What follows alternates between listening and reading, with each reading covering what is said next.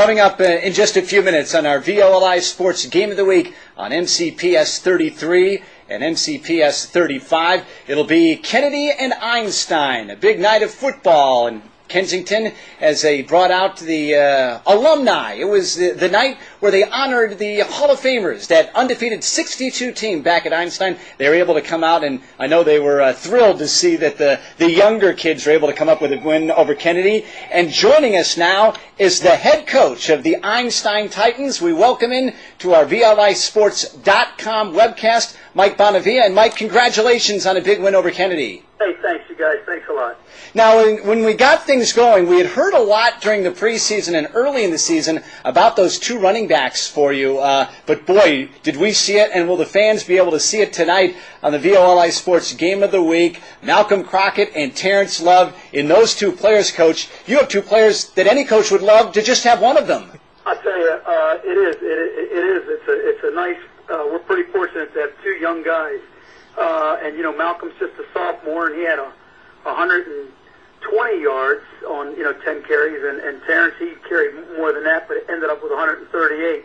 They were hard yards, and they ran real hard. They did. The two of those guys that night came together, and they were pretty much a tandem to have to deal with. One of the most impressive things about Terrence Love, Coach, is that you can count on him to do anything. I don't think he ever left the field.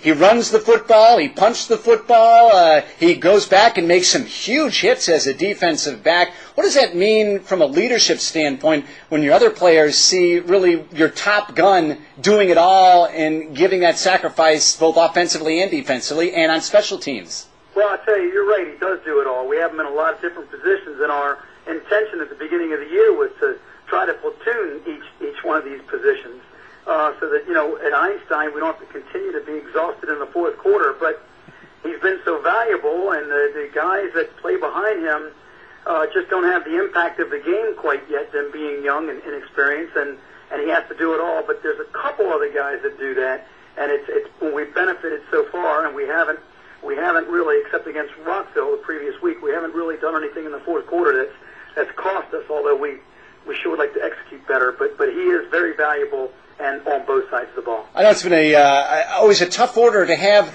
a senior quarterback as a first-year starter and also Coach McCosey moving in with the offense this year, but it looks as though Chris Benitez and Coach McCosey are starting to find that comfort level now, and as they work things out, nice to have a senior in there who's able to work the ball around, and I know because it was raining, some of those passes that might have been completed went incomplete, but Chris Benitez gives you good size at quarterback and also showing some good composure. I'll tell you, what Chris Benitez has done he's brought into the Einstein way that we've been trying to do for 2 years about paying the price off in the off season and putting the time in and maturing in that position for every player.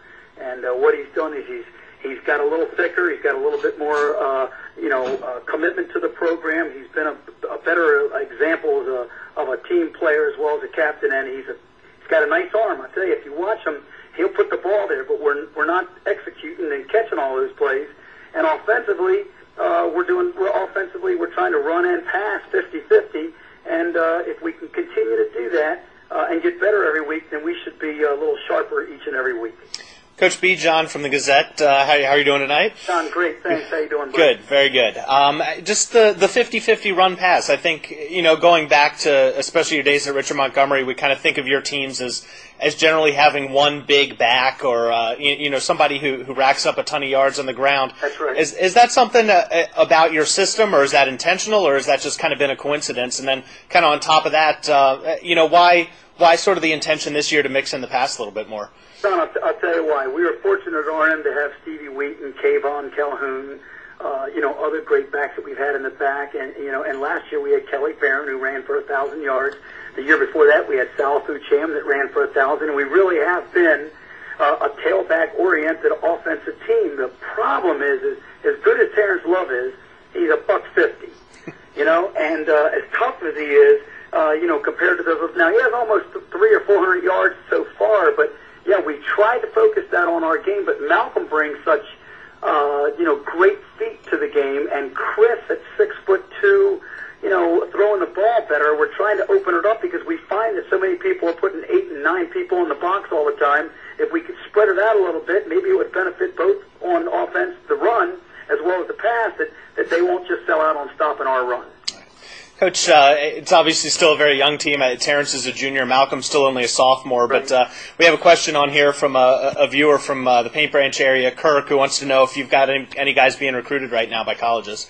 I'd say we do. We got a couple guys being recruited right now. One is a lineman for us, and if you watch a few of those games of Terrence and Malcolm, those you've mentioned those guys.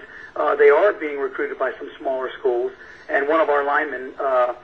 Kelson Patterson, but really they're all missing the boat on Brian Martinez. That's a kid who's being looked at in a different level, but boy, he's one of our better players as well. He was all over the field against Kennedy, and he really is good in pursuit. He has good size, but great speed and has a nose for the football. Don, I'll tell you, he has been with us, since he was a sophomore when we first, came over to sort of try to make Einstein something better than just the who's after that team. and he's the impact player. He's without a doubt. You mentioned all these players, but Brian Martinez, you're right. He's very smart in his position. He's very good at technique. He's got a great attitude. He's a great captain, and he's really had a great year. He had a great year last year. But when you don't win so many games, you don't get noticed as well. What did it mean to your players and to your staff and to the school to have the undefeated team from 62 back, to have the Hall of Famers back, and to have that big, huge tent at the end of the field, really making it a big night when you played Kennedy? John, it was really neat because when we came out to play that game, what happened was Rick Eisenacher, one of the great guys from, I think, 67, he came out, and I've known him for 20 years plus, and he came over and I said, "Hey Rick, this is impromptu, and I have a speech for the kids before we go out, but hey, how about saying a few words to them?" And it was really neat for them to hear a guy that left here and went to Auburn and played behind Heisman Trophy winner Pat Sullivan, and be there, standing there saying, "Hey, Einstein can do this," because we're preaching that it's not about these players, it's about the community and the mindset and the attitude, and if that comes together, Einstein might be another team that can get back on the map, but it has nothing to do with X and O's because we're trying to put them in the right places and have them understand the game, but it has really a lot to do with history and attitude and things of that nature. So it was really neat, and the kids are starting to believe that possibly something can pop or turn if good things happen. Well, it was a great atmosphere in Kensington on Friday night, and coming up in just a few minutes, Coach, it'll be the VOLI Sports Game of the Week on MCPS 33 and MCPS 35. We'll let you go to pull up the Barca Lounger and enjoy the game, and Mike Bonavia, thanks for joining us tonight. Hey, you guys. Hey, thanks for the call. Hey, appreciate it. You guys are doing a great job. Keep it up. Good luck the rest of the season. See you guys. That's Mike Bonavia, the third-year head coach at Einstein, but for 11 years he patrolled the sidelines at Richard Montgomery, and then very quickly he has turned the culture around in Kensington. Yeah, you heard him talk a lot about that, rather than just being the who's after that program. What he really wants to do is what he did at Richard Montgomery and take it from a kind of a perennially also ran to really one of those programs where the expectations are much higher. And it's taken some time. It took some time at Richard Montgomery as well, but he's got some guys in the younger classes. He really feels like he has guys in the program now who he wants there. People who are going to buy into his system. And once he gets the players to buy in, then maybe a few more wins start to come, and then maybe the community starts to buy in, and it really just snowballs. And you saw again that's what happened to Richard Montgomery, where he went to the playoffs his last 2 years there.